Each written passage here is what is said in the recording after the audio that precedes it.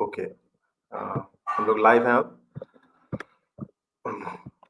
आज के I can govern के 16वें अंक में आरटीआई और इंफॉर्मेशन गवर्नेंस यानी सूचना का अधिकार और पारदर्शिता विषय पर परिचर्चा में आप सभी का आई कैन गवर्न के सभी सदस्यों और मेरी ओर से हार्दिक स्वागत और अभिनंदन।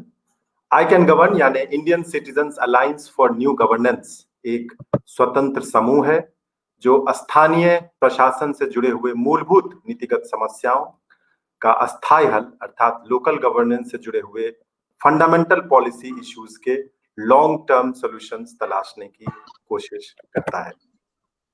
आई कैन गवर्न में हम ऐसे संगठनों, संस्थानों और लोगों को साथ लाने की कोशिश कर रहे हैं जो समस्या की जगह समाधान ढूंढने में रुचि रखते हैं और सरकार से परे अपने दायित्व को लेकर के सजग हैं।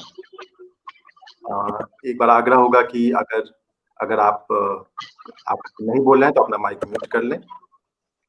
I can govern insight series के तहत अभी तक हम लोगों ने स्वास्थ्य, शिक्षा, कृषि, जल, ग्रामीण प्रशासन, स्वच्छता, दिव्यांगता एवं वायु प्रदूषण समेत अनेकों विषयों पर मूलभूत चुनौतियों को लेकर के चर्चा की है और बिहार और देश के कोने कोने से अनेकों समाजोन्मुख लोगों को बुलाया है। इन कार्यक्रमों के माध्यम से हमने लोगों के बीच जागरूकता बढ़ाने और उन्हें मिलकर प्रयास करने के लिए प्रेरित करने का काम किया है। अभी तक हम लोगों ने 15 कार्यक्रम किए हैं और इनके माध्यम से लगभग 30,000 लोगों तक ऑनलाइन माध्यम से हम पहुंच पाए हैं। आज के कार्यक्रम में हम सवालों को का हल तलाशने की कोशिश करेंगे जो आरटीआई और पारदर्शिता से जुड़े हुए हैं। मैं शुरुआती टिप्पणी के लिए बुलाना चाहूंगा आज हमारे पैनल पे मेरे साथ आई थिंक राम जी को, लेकिन अफरोज भाई लगता है अभी थोड़ी देर के लिए शायद पैनल पे नहीं दिख रहे हैं, वो थोड़ी देर में ज्वाइन करेंगे। तो मैं अपने साथ जो आज पैनल पे जो गेस्ट हैं हमारे उनका परिचय करा दूं। अफरोज भाई का हम लोग वेट करें ताकि जो इश्यूज हैं उस पे जो है सो उनकी राय हम लोग जान सकें और इस विषय के बारे में हम लोग बाकी को भी अनुभव साझा। एक मिनट, लाल बाबू आप म्यूट रखिए अपने आप को प्लीज।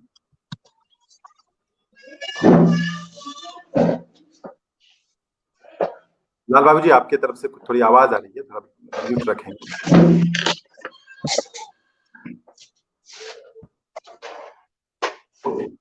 तो सबसे पहले मैं परिचय कराना चाहूंगा रंजन कुमार जी का। रंजन जी एक आक्रामक एक्टिविस्ट रहे हैं।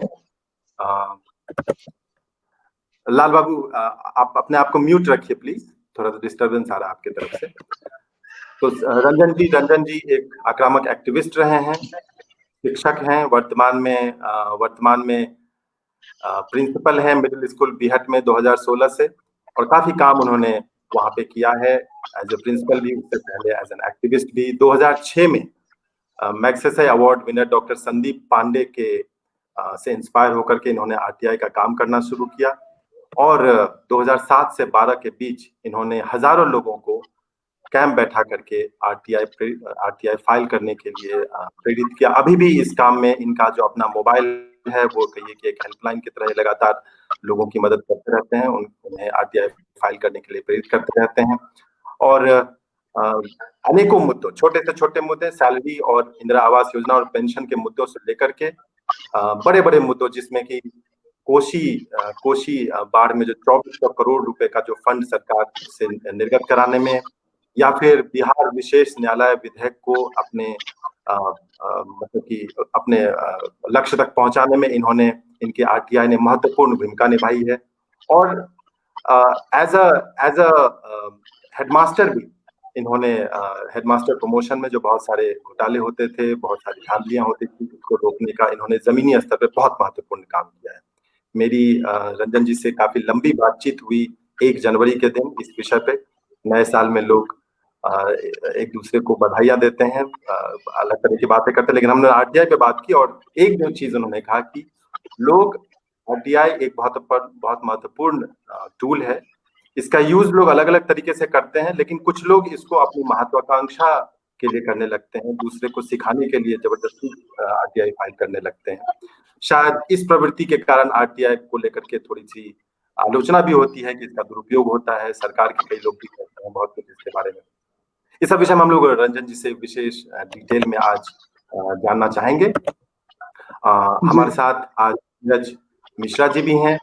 धीरज जी इन्वेस्टिगेटिव जर्नलिस्ट हैं, खोजी पत्रकार हैं द वायर के साथ, और इन्होंने आरटीआई को यूज करके मतलब सैकड़ों स्टोरी जो है अनेकों मुद्दों पे, वो वातावरण से जुड़े हुए, वो ग्राउंड रिपोर्टिंग से जुड़े हुए, ऐसे अनेकों मुद्दों पर इन्होंने सरकारी डिपार्टमेंट्स को, सरकारी व्यवस्था को टास्क लिया है। और जो अनेकों इरेगुलरिटीज होती हैं, जो करप्शन होते हैं, बहुत सारे नियमों का जो हेरफेर होता है, ऐसी त्रुटियों को इन्होंने सामने लाने की कोशिश की है। इनके कहानियों के माध्यम से कृषि गवर्नेंस से जुड़े हुए अनेकों मुद्दों का समाधान पिछले पिछले सालों में हुआ है। और हमारे साथ आज के पैनल पे युवा आरटीआई एक्टिविस्ट और ट्रांसपेरेंसी युवा आरटीआई एक्टिविस्ट और ट्रांसपेरेंसी के क्षेत्र में काम करने वाले स्वतंत्र पत्रकार सौरभ दास जुड़े हुए हैं। सौरभ 2017 से ही इस विषय पे अपने कॉलेज के दिनों से एमआईटी यूनिवर्सिटी में जब ये पढ़ाई कर रहे थे, तभी से इन्होंने इसको आरटीआई को एक हथियार की तरह उपयोग किया, और इनके इन्वेस्टिगेटिव टूल की तरह इसको इन्होंने जो यूज किया, उसके माध्यम से ललित मोदी, राफेल केस जैसे बड़े बड़े केस नेशनल लेवल पे आए। ये टीवी पर बार आते रहते हैं, इनकी खबरें, इनके आरटीआई से निकली हुई जो खबरें हैं वो ऐसे नेशनल मुद्दों पे काफी प्रभाव डाला है देश में। और आज हमारे पैनल पे वो भी मौजूद हैं। इनके अन्य कामों के अलावा इन्होंने ट्रांसपेरेंसी बढ़ाने के लिए भी अच्छा खासा काम किया है। पुडुचेरी के सरकार में इन्होंने इसको लेकर के डिजिटाइजेशन को लेकर के अच्छा कैंपेन किया, जिसमें इन्हें कुछ सफलता भी मिले। इसके बारे में भी हम लोग आज जानना चाहेंगे सौरभ जी से। और भी बहुत सारे हाई प्रोफाइल केस हैं जिनके बारे में सौरभ जी चर्चा करेंगे। तो आप सभी का एक बार फिर से आज के पैनल पे स्वागत है। अफरोज जी इनफैक्ट अभी हम लोग के साथ नहीं है, तो हम लोग उनका वेट करेंगे। मीनवाइल मैं बुलाना चाहूंगा रंजन जी को कि लगभग 10 मिनट में अपनी बात रखें और फिर हम लोग इस चर्चा को आगे बढ़ाएं। रंजन जी। सबसे पहले तो तिलक जी बहुत बहुत आभार आपका कि आपने एक बहुत महत्वपूर्ण विषय पर हमें चर्चा के लिए आमंत्रित किया, और काफी लंबे समय से सूचना अधिकार के बारे में जो हम लोग बात करते थे मीडिया में और भी कई भिन्न भिन्न क्षेत्रों में, इस पर किसी न किसी रूप से चर्चा की जानी कम हो चुकी है। ये थोड़ी चिंता की बात है, लेकिन इस ठहराव के बीच आपने इस मामले को लेकर के थोड़ी सक्रियता दिखाई, इसके लिए हम आपका अभिनंदन भी करते हैं। और जो भी साथी आज जुड़े हुए हैं उनका भी स्वागत करते हुए हम अपनी बात इस रूप में रखना चाहते हैं कि सूचना अधिकार आंदोलन में काम करते हुए हमने जो शिद्दत से महसूस किया कि अगर लोकतंत्र सही मायने में एक सशक्त प्रजातांत्रिक भूमिका को आम जनमानस के बीच स्थापित होता हुआ सच हो सके, इसके लिए सूचना अधिकार बहुत जरूरी है। और आरटीआई में कई एक फ्रेम हम लोगों ने देखा है।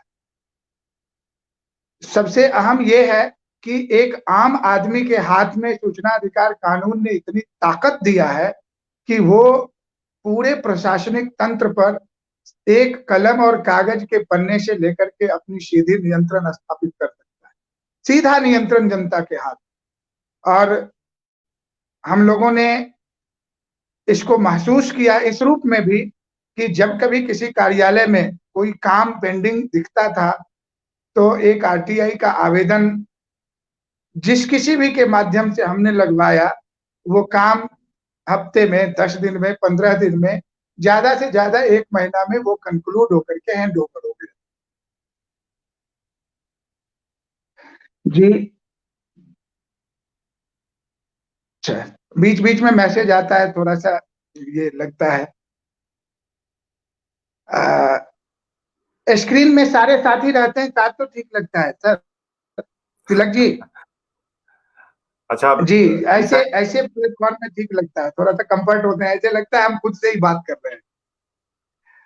तो कोई नहीं, ऐसे हम ही इस बात को रखना चाह रहे थे कि एक एक आदमी एक कागज और कलम उठाए और अपने पूरे प्रशासनिक महकमे का एक ऑनर समझते हुए, मालिक समझते हुए अगर हस्तक्षेप करता है तो बहुत ही कारगर रूप से लोकतंत्र को हम जीवंत होता हुआ देखते हैं।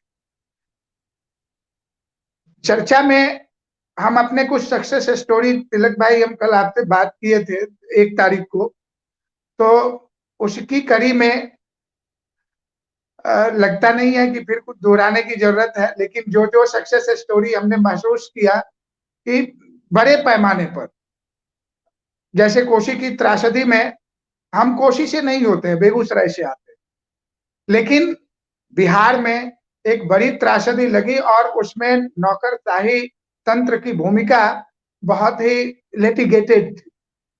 वो सही तरीके से काम लोग नहीं कर रहे थे और हम लोगों के टैक्स का पैसा जो राहत के काम में वहां पहुंचना चाहिए था मुकम्मल समय रहते, वो समय पर नहीं पहुंच पा रहा था। तो हमें लगा कि यहाँ पर एक आरटीआई डाल करके हम इस मामले में अपना हस्तक्षेप कर सकते, और हमने किया। तो मुझे आश्चर्य हुआ, पहले मैं नहीं सोच पाता था कि इतना कारगर रूप से ये काम करता है, लेकिन जब हिसाब आया होम मिनिस्ट्री से कि 2394 करोड़ रुपए भिन्न भिन्न मंत्रालयों में जो पेंडिंग पड़े हुए थे वो बिहार सरकार को हैंड ओवर कर दिया गया है, उसका भुगतान कर दिया गया है। तो मुझे काफी तसल्ली हुई कि एक 10 रुपये के पोस्टल ऑर्डर और एक पन्ने के कागज पर हम पूरे कोशी के क्षेत्र के लगभग 1.5 से 2 करोड़ लोगों के बीच 2394 करोड़ रुपए की राहत राशि जो सरकार की उसके पास पहुंचनी चाहिए थी वो समय पर पहुंच गई। तो ऐसे ही जो भी काम सरकारी तंत्र में लगता है लोगों को कि यहां पर हमारे हस्तक्षेप की जरूरत है, सही मायने में सूचना अधिकार कानून तभी सशक्त रूप से लागू हो पाएगा जिसमें कहा जाता है कि कोसने का समय गया। हम घर बैठ के सिस्टम को कोसते हैं, घर बैठ के नेताओं को कोसते हैं, घर बैठ करके बहुत सारे सवाल करते हैं, लेकिन जब हस्तक्षेप करने की बात आती है तो हम पीछे खड़े हो जाते हैं। सूचना अधिकार हमें वो ताकत देता है कि अब आप कोसना बंद कीजिए, अब आप आगे आइए और आप वो सारा कुछ खुद कर सकते हैं जिसके लिए आप किसी दूसरे के मोहताज, जिसमें आप किसी दूसरे के प्रति आप आशान्वित होते हैं कि कोई अगला आदमी हमारा ये काम कर दे। कई एक जगह पर हमने देखा सरकारी कार्यालयों में जब हम कैंप लगाने जाते थे डिस्ट्रिक्ट हेडक्वार्टर पर, तो बहुत सारे आम आदमी ऐसे मिल जाएंगे आपको कि कोई पढ़े लिखे आदमी, कोई बड़ा बाबू, कोई छोटा बाबू, कोई प्रोफेसर, कोई वकील, कोई नेता, उसके पास या कोई बड़े सामाजिक कार्यकर्ता उसके पास पैरवी के लिए पहुंचते हैं कि सर अमुक ऑफिस में हमारा काम ये अटका पड़ा हुआ है, आप थोड़ा हमारे साथ चलते। तो हमने कैंप में उनको ये कहा कि चलिए आप अपना काम खुद से कर सकते हैं, बस एक आरटीआई एप्लीकेशन लगाना सीख जाइए। और तब वो सीखते थे और उसके बाद वो आरटीआई एप्लीकेशन खुद से दायर करने लगते थे, तो फोन पर फिर बाद में सूचित करते थे कि नहीं बहुत कमाल की चीज है, हम तो ये सोच भी नहीं पाते थे कि इतना बढ़िया से ये काम करता है। और ऐसे ही ये कारवा चला, बहुत सारे लोगों तक पहुंचा और बहुत ही कारगर कानून हम लोगों के बीच एक एग्जाम्पल बन सकता था। लेकिन हम कह सकते हैं कि राजनीतिक इच्छा शक्ति की कमी और खास करके जिसकी सबसे बड़ी गले की हड्डी बनी नौकरशाही वर्ग के लिए, उसने मिल करके संगठित रूप से इसे कमजोर किया। और इसके कमजोर किए जाने का एक सबसे बड़ा उदाहरण मैं मानता हूं कि सेक्शन 41B सेल्फ इनक्लोजर का है। जितने सारे लोक प्राधिकार हैं उनको सेक्शन 41B टाइम रहते 120 दिन एक्ट में टाइम प्रोवाइड किया गया था। सूचना अधिकार कानून लागू होने के 120 दिनों के अंदर पूरे देश के सारे लोक प्राधिकार जो होंगे उनकी ये जवाबदेही होगी सारे पब्लिक अथॉरिटी की कि वो अपने काम के तौर तरीके और उसमें लगने वाले समय और साथ ही साथ उन्होंने पब्लिक के सर्विस के लिए कितने सारे हैंड अपॉइंटमेंट किए हैं, उन पर कितना बजट लगता है और काम की पूरी प्रक्रिया क्या है, उसके लिए समय सीमा का निर्धारण क्या है, ये सारा चीज एकदम ओपन पब्लिकली डिस्क्लोज करे, डिक्लेयर करे। ये सेल्फ डिस्क्लोजर के रूप में सेक्शन 4(1) भी आज तक पूरे देश में इंप्लीमेंट नहीं हुआ, और इसको लेकर के राजनीतिक गलियारे में भी सन्नाटा है और प्रशासनिक गलियारे में भी सन्नाटा है। और आश्चर्य तो ये है कि सूचना आयोग भी, जो कि एक कारगर मॉनिटरिंग बॉडी है, कॉन्स्टिट्यूशनल बॉडी है, वो भी इस पर सही तरीके से काम नहीं कर रहा है। सरकार दोषी है इस रूप में कि सूचना अधिकार कानून को सही फ्रेम आउट में इंप्लीमेंट करना नहीं चाहती है, क्योंकि उसके ऊपर जनता की हुकूमत आती है, ये उसे अच्छा नहीं लगता है। शासन करने वाले लोग जब खुद पर हुकूमत भूता हुआ देखते हैं तो उन्हें बुरा लगता है, तो वो भी नहीं चाहते। लेकिन जनता के बीच में एक अच्छा कानून सही तरीके से सरवाइव करना चाहिए, इसमें हमारी आपकी सबकी भूमिका काफी महत्वपूर्ण होती है। हम चाहेंगे कि हम तमाम लोग जो आरटीआई को अपना पावर मानते हैं, वो इसे सक्षम और सशक्त करने के लिए जितना आगे आना चाहिए उस रूप में आगे नहीं आ पा रहे। जी तिलक जी, बात आगे चले।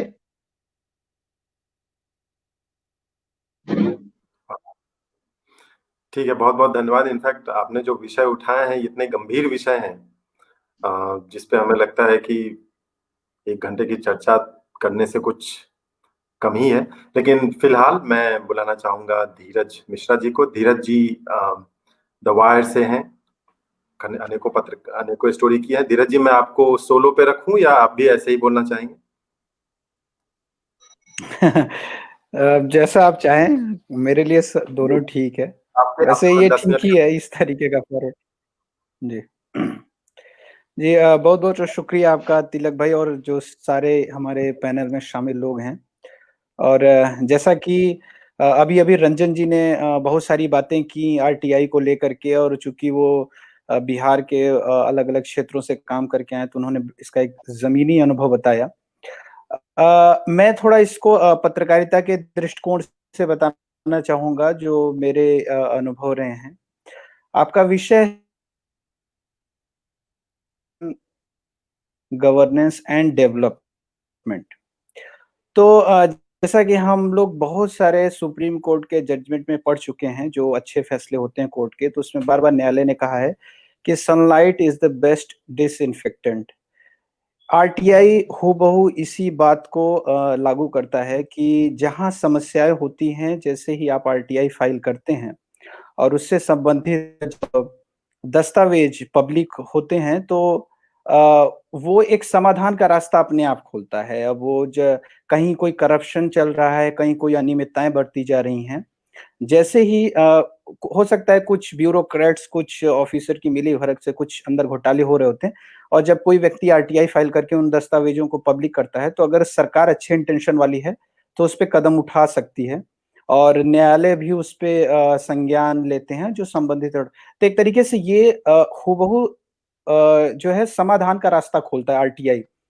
एक बेहद महत्वपूर्ण मेरे हिसाब से आरटीआई ये है कि ये कानून, जैसा कि रंजन जी बता रहे थे, कि अपने आप में एक आम आदमी को बहुत ज्यादा पावर देता है। एक लोकतंत्र में दस्तावेजों में ऐसे लिखने में कहना कि भारत एक लोकतंत्र है, लेकिन वाकई इस लोकतंत्र का एहसास कितने लोग कर पाते हैं जब तक कि आप अपने अधिकारों का इस्तेमाल नहीं करेंगे। और आरटीआई एक इतना ज्यादा आपको पावर देता है, जो एक कॉमन सिटीजन को, कि आप ग्राम प्रधान से लेकर के राष्ट्रपति भवन तक की फाइलों को खंगाल सकते हैं।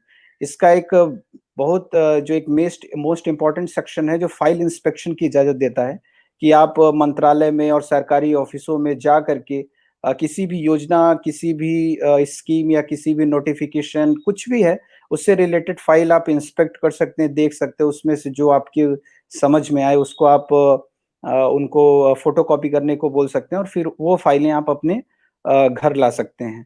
तो एक तरीके से ये पावर, आप जरा सोचिए कि 2005 के पहले जब इस तरीके का कानून हमारे पास नहीं था, तो ये चुनी लोगों को होती थी, या जिसके कुछ सोर्सेस हो अंदर सिस्टम में वो इन चीजों को देख पाते थे। तो कितना ज्यादा ये पब्लिक सेंट्रिक कानून है, लेकिन एक जो पिछले 5-6 सालों में जो एक चलन देखने में आया है कि सरकार लगातार कोशिश करी कि इस कानून को कैसे कमजोर किया जाए, और एक तो बीच में अमेंडमेंट हुआ ही इस कानून में। दूसरा ये है कि इसका जो एक सबसे बड़ी बॉडी है आरटीआई के तहत बनाई गई सेंट्रल इंफॉर्मेशन कमीशन, केंद्रीय सूचना आयोग, उसमें नियुक्तियां आप देख रहे होंगे कि उसकी जो एक मैक्सिमम वैकेंसी है कि भाई 11 लोग होने चाहिए कमीशन में, 10 इंफॉर्मेशन कमिश्नर और एक चीफ इंफॉर्मेशन कमिश्नर। लेकिन जो अपॉइंटमेंट है वो बहुत ज्यादा देरी से हो रहे हैं। अभी भी 3 वैकेंसी खाली है सीआईसी में, और अभी मैं कल परसों देख रहा था तो करीब 38-39 हजार केसेस पेंडिंग हैं। तो और जो सीआईसी बॉडी उसकी परिकल्पना ही इसी आधार पे थी कि ये कमीशन बनेगा जो आरटीआई एक्ट का एक प्रॉपर इम्प्लीमेंटेशन करेगा, जो इफेक्टिवली डायरेक्शन देगा, उसके फैसले ऐसे होंगे कि उसके आधार पे तमाम मंत्रालय और उसके दिखाए हुए रास्ते पे चलेंगे। लेकिन आप देख रहे हैं कि नियुक्तियां इतनी देरी से हो रही हैं। अगर हो भी पिछले कई सालों में जितनी बार कमीशन में जब वैकेंसी होती है, कोई न कोई एक्टिविस्ट या संगठन जब तक कोर्ट नहीं जाता, कोर्ट कोई डायरेक्शन नहीं देता, तब तक नियुक्ति आमतौर पे नहीं हो पा रही। 2019 मुझे याद है, फरवरी 2019 में सुप्रीम कोर्ट का एक बेहद अच्छा जजमेंट आया था जिसमें उन्होंने क्लियरली बहुत सारे गाइडलाइन आउटलाइन किए कि भाई आपको इतने इतने महीनों के अंदर में और इस तरीके से नियुक्ति करनी है। लेकिन अभी पिछले साल ही नवंबर में जो अपॉइंटमेंट हुए हैं उसमें आप देखेंगे कि मैक्सिमम लोग जो हैं वो ब्यूरोक्रेट्स हैं, जबकि हमारा आरटीआई एक्ट तो क्लियरली 7-8 फील्ड उसमें बताए गए हैं, और जिसमें लॉ और जर्नलिज्म, सोशल सर्विस, एजुकेशन, तमाम फील्ड से लोग होने चाहिए। तो ब्यूरोक्रेट्स के होने का जो सीधा सा खतरा एक्ट पे, आरटीआई एक्ट पे आप ये देख सकते हैं कि चूंकि वो सरकार में पहले से ही काम करके आए हुए लोग रहते हैं और एक संभावना बनी रहती है कि सरकार किसी न किसी तरीके से ब्यूरोक्रेट्स से डील कर सकती है, और जो हाईली सेंसिटिव मैटर्स होते हैं वो हो सकता है वो किसी न किसी तरीके से सरकार के पक्ष में वो फैसले जाने की संभावना रहती है। तो लेकिन कोर्ट ने कहा कि आपको सिर्फ ब्यूरोक्रेट्स नहीं नियुक्त करने हैं, आपको जब एक्ट में पहले से ही दिया हुआ है कि तमाम क्षेत्र के लोग होने चाहिए, तो आपको यहाँ से भी नियुक्ति करनी चाहिए ताकि कमीशन उसमें विविधता दिखनी चाहिए, डाइवर्सिटी, और जो कि आरटीआई को प्रॉपर इम्प्लीमेंट करने में काफी ज्यादा कारगर होगा। तो ये है। लेकिन ओवरऑल मैं आपसे मतलब मैं ये कहना चाह रहा हूँ कि आरटीआई एक्ट को लेकर के एक ऐसी भावना भी फैलाई जाती है इन पब्लिक कि इसका जवाब नहीं मिल रहा है, ये तो एक्ट कंप्लीटली फेल हो चुका है। ये मेरे ख्याल से लगता है कि बहुत ज्यादा घातक है, क्योंकि एक मनोवैज्ञानिक स्तर पे पब्लिक एट लार्ज जनरल में एक कंसेप्शन बन जाता है कि अब आरटीआई एक्ट फेल हो चुका है और आरटीआई फाइल करने से कोई फायदा नहीं है। तो ये भावना बहुत ज्यादा घातक है मेरे ख्याल से, क्योंकि ऐसा नहीं है कि फेल हो चुका है। बहुत सारे अच्छे ऑफिसर्स हैं जो रिप्लाई देते हैं, और अगर कहीं कोई कमी आती है तो हमें लगातार लड़ना चाहिए। जैसे कि रंजन जी अपने बातचीत में कह रहे थे कि लोकतंत्र में सिर्फ वोट देना ही सबसे महत्वपूर्ण नहीं है, आपको लड़ना पड़ता है अपने अधिकारों के लिए, और जो कमी रह गई उसको आप अपनी भूमिका निभाते हुए उसे सुधार सकते हैं। तो ये भावना बहुत ज्यादा घातक है कि आरटीआई फेल हो चुका है, ऐसा नहीं है। आप आरटीआई फाइल करिए। मैं इसका एक समाधान यही है आरटीआई के सिस्टम को सुधारने के लिए कि ज्यादा से ज्यादा लोग फाइल करें, ज्यादा से ज्यादा लोग इस एक्ट को एक्सरसाइज करें, और जवाब जरूर मिलते हैं। अगर कहीं कमी है तो उसके लिए प्रॉपर एक्ट में प्रावधान है, हमें उस दिशा में जाना चाहिए। तो जी, अब मैं चाहता हूँ आप आगे बातचीत को बढ़ाएं तिलक जी। धीरज जी बहुत बहुत धन्यवाद। अफरोज भाई आप कुछ बोलेंगे? आपकी आवाज।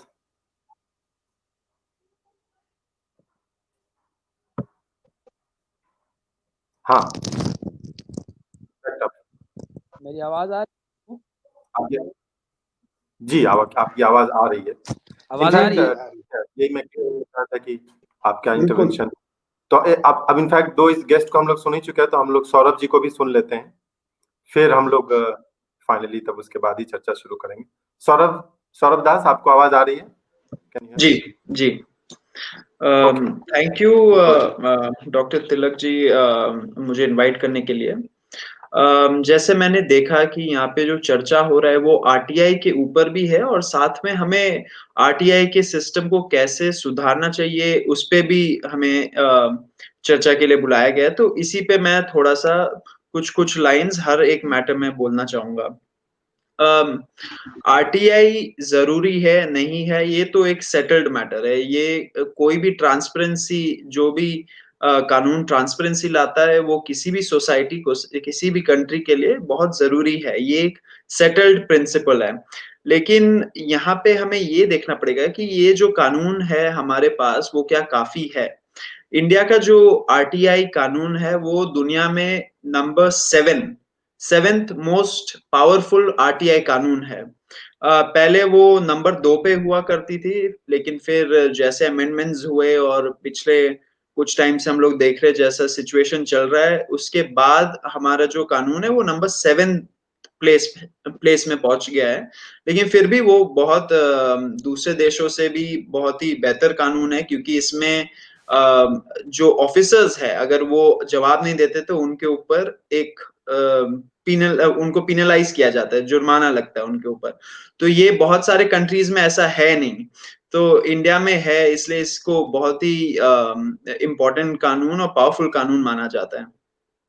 अब बहुत लोग जैसे मैंने एक कमेंट पढ़ा अभी-अभी कि लोग जानना चाह रहे हैं कि आरटीआई है क्या? वो लोग जानते तो है कि आरटीआई जैसा कोई चीज़ है लेकिन वो ये नहीं जानते कि उसको कैसे यूज़ किया जा सकता है और कैसे वो फंक्शन करता है। तो ये बेसिकली क्योंकि ये मैंने एक पॉइंट भी बनाया है कि आरटीआई कानून का अवेयरनेस जो है, वो बहुत कम है इंडिया में।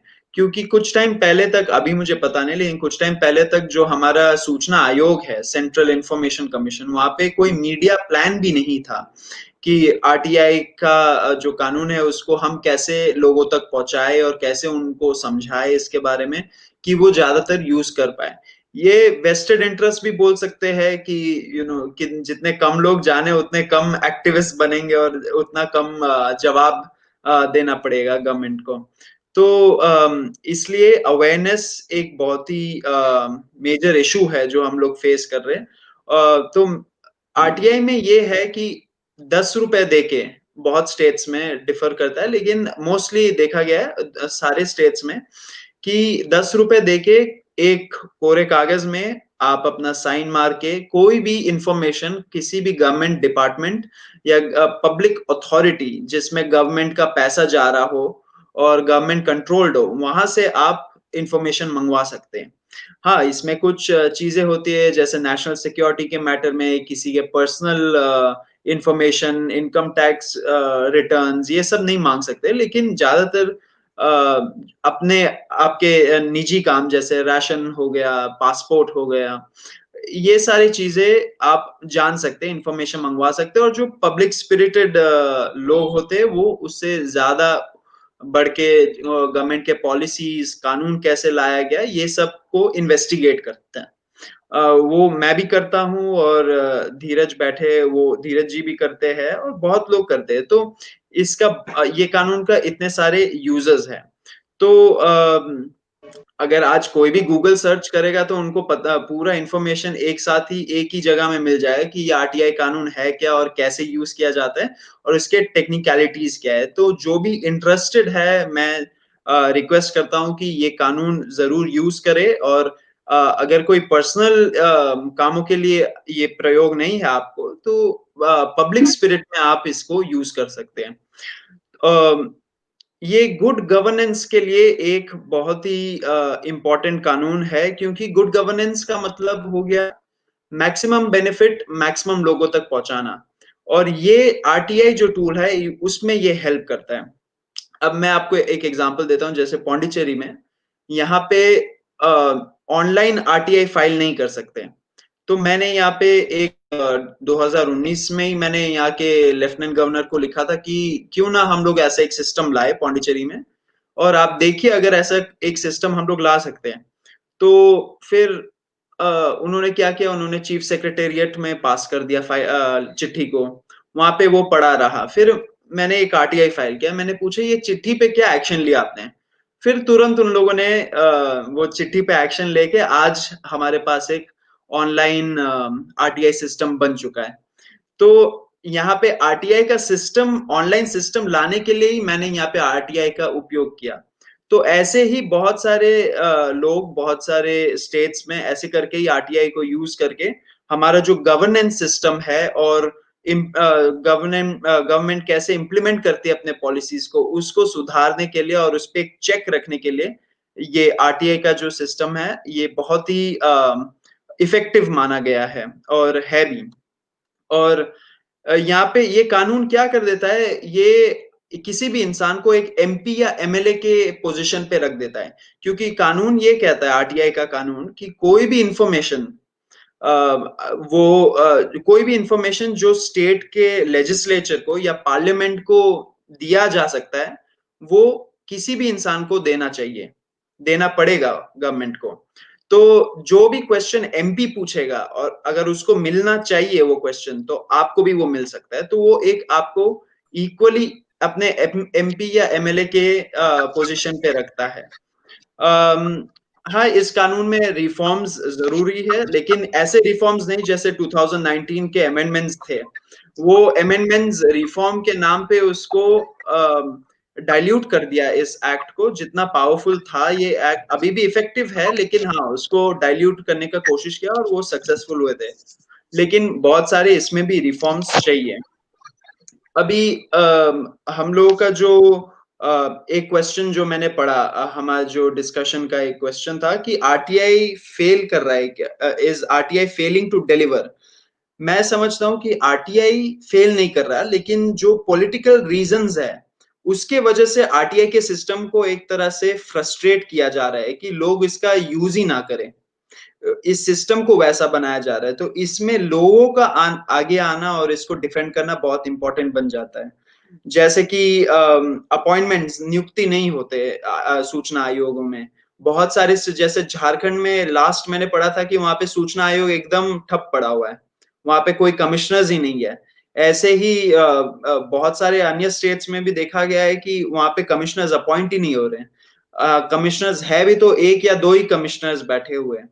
तो यहाँ पे यहाँ पे ये सब रीजंस के वजह से ये सिस्टम जो है, कानून बहुत ही स्ट्रांग है, कानून बड़ा ही इफेक्टिव है, लेकिन इसका जो इम्प्लीमेंटेशन है उसको फ्रस्ट्रेट किया जा रहा है for political reasons, vested interest के लिए। तो यहाँ पे लोगों का भी रेस्पॉन्सिबिलिटी बढ़ जाता है, लोगों को भी एक कांस्टेंट चेक रखना पड़ता है कि हमारा गवर्नमेंट क्या ये नियुक्ति टाइम पे कर रहा है। अगर नियुक्ति नहीं हो रहा तो हम क्या कर सकते हैं इसके बारे में? क्या हम प्रोटेस्ट कर सकते हैं? क्या हम कोर्ट जा सकते हैं? अपने हाई कोर्ट्स मूव कर सकते हैं? तो यहाँ पे एक एडिशनल बर्डन लोगों के ऊपर भी आ जाता है और वो एक रेस्पॉन्सिबिलिटी है, क्योंकि आरटीआई जो है वो एक पीपल मूवमेंट था, एक लोगों का आंदोलन के वजह से ये कानून आया। तो लोगों का ही कानून है ये, और ड्यूटी भी सिर्फ लोगों का ही बनता है इसको डिफेंड करने के लिए, क्योंकि स्टेट कभी ऐसा कानून डिफेंड करके अच्छे से नहीं रखेगी। ये सिर्फ पब्लिक कर सकता है और पब्लिक के ऊपर ही ये ड्यूटी भी है। तो दूसरे रीजंस क्यों ये आरटीआई का सिस्टम थोड़ा सा मतलब फ्रस्ट्रेट किया जा रहा है ये सिस्टम को, जैसे कमिश्नर्स भी जो नियुक्ति हो रहे हैं आजकल, मैं सेंट्रल इंफॉर्मेशन कमीशन का बात कर रहा हूँ, वो या स्टेट्स में भी जो कमिश्नर्स नियुक्ति हो रहे हैं काफी इनएफिशिएंट हो जा रहे हैं, मतलब कि वो केसेस डिस्पोज ऑफ नहीं कर रहे। अब ये लॉकडाउन था, लॉकडाउन में इंफॉर्मेशन बहुत ही इंपॉर्टेंट चीज बन गया था, क्योंकि लोग अपने टेस्टिंग, हॉस्पिटल बेड्स और वगैरह वगैरह के बारे में इंफॉर्मेशन मांग रहे थे, लेकिन आरटीआई सिस्टम भी ठप पड़ा हुआ था और ये जो सूचना आयोग है वो भी बहुत सारे जगह ठप पड़े हुए थे। तो इसलिए जो कमिश्नर्स है वो भी काफी देखा जा रहा है कि केसेस उतने स्पीड से वो लोग डिस्पोज ऑफ नहीं कर रहे। तो इसके वजह से भी पेंडेंसी बढ़ जाता है। जब पेंडेंसी बढ़ जाता है एक छोटे से चीज के लिए, आप मानिए एक राशन कार्ड, अपने राशन कार्ड के लिए अगर आप आरटीआई फाइल कर रहे हो और इन्फॉर्मेशन नहीं दिया गया, आप क्या 2 साल वेट कर सकते हो वो इन्फॉर्मेशन के लिए? तो ये पेंडेंसी के वजह से इतना टाइम बढ़ जाता है। तो ये भी एक रीजन है जिसके लिए मैंने भी अपने तरफ से एक PIL फाइल करके रखा है मद्रास हाई कोर्ट में इसका पेंडेंसी के ऊपर कुछ करने के लिए। तो वो देखते हैं कैसा होता है। तो हर इंसान को, हर एक्टिविस्ट को अपने अपने स्टेट में मुझे लगता है कि इसके ऊपर भी चेक रखना चाहिए और जितना स्ट्रेटेजिकली जैसे लिटिगेट कर सकते हैं वो करना चाहिए। तो ये मैंने सारे टेक्निकल चीजें और जो सिस्टम में अभी प्रॉब्लम्स चल रहे हैं उसके बारे में मैंने बताया। जी इतना ही। लोगों को करने की जरूरत है और ये लोगों का कानून है। बहुत सारे महत्वपूर्ण बात आपने उठाई। आई थिंक ऑलरेडी बहुत सारे सवाल आपने स्क्रीन पे भी देखा होगा कि आने शुरू हो गए, लेकिन मैं सबसे पहले बुलाना चाहूंगा अफरोज आलम साहिल जी को। अफरोज भाई सीनियर जर्नलिस्ट हैं, बियॉन्ड हेडलाइंस के एडिटर हैं और RTI का इन्होंने भी शुरुआत से यूज किया है। लगभग 10,000, 8 से 10,000 के लगभग इन्होंने RTI फाइल की हैं और एक से एक स्टोरी इन्होंने अपने कॉलेज के दिनों से ही किया है। अफरोज भाई, आपका इंटरवेंशन हम लोग चाहेंगे आज के कार्यक्रम में।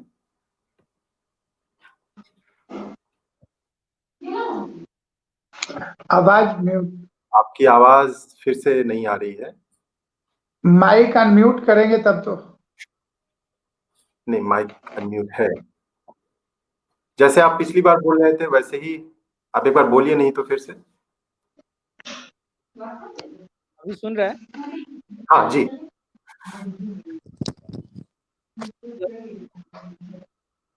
अगर आ रही तो जरा एक हाँ, बार हाथ दिखा दीजिए बस इशारा करके।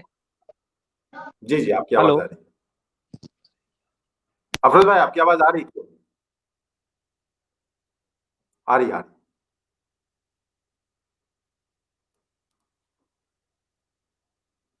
सबसे पहले तो मैं माफी चाहूंगा कि टेक्निकल प्रॉब्लम की वजह से मैं बात नहीं कर पाया था शुरू में। 3 वक्ताओं को सुनने के बाद मुझे नहीं लगता है कि बहुत कुछ जो है वो बोलने के बारे में बचा हुआ है।